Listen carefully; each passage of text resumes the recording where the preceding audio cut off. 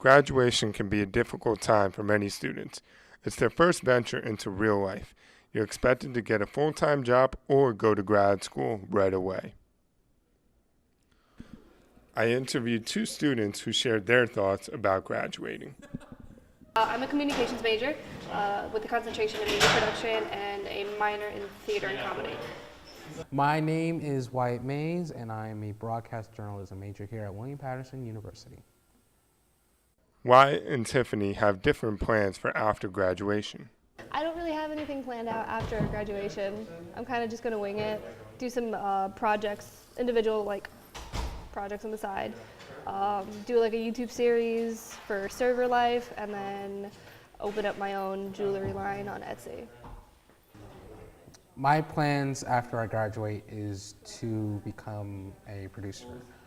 Probably an associate producer for a local news network, either something in Iowa, Kentucky, or wherever, simply because it's next to impossible to get in right away with a big time network. If that doesn't work out, I do plan on trying to go to grad school, most likely Northwestern, for the Medill School of Journalism. Tiffany hopes to one day become host of the late night show. My dream job would be to be the next host of the late night show, so I want Jimmy Fallon's job. Unfortunately, women aren't really in that business just yet, so hopefully I can break that chain. Wyatt wants to continue traditional 6 o'clock news. My ultimate career goal is to be the executive producer for the CBS Evening News.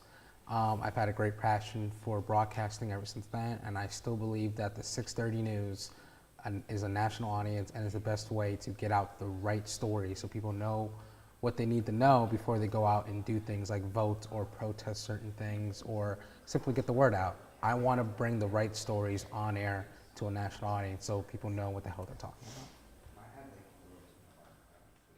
Wyatt and Tiffany have similar emotions with graduation approaching. A bit of both. I'm definitely nervous because I haven't quite planned things out just yet. I'm kind of winging it as time goes by, but I'm also excited because I've been here for almost 6 years. Not here, but I've been in school for almost 6 years, so I'm ready to just fly it on my own. You know, honestly, I don't know how I feel about graduating yet. It's something I don't think I know how I'm going to feel about it until it actually happens. But I'll tell you one thing, it definitely feels good to finally be a real boy now. Professor Nicholas Hirshon recommends that students use all of their available resources when looking for a full-time job. They've already done internships and they can rely on the contacts, networking skills that they built during the internship phase. If they didn't do an internship, go to your professors. A lot of them have contacts with different organizations. Go to the career services on campus. Ask them for help building your resume.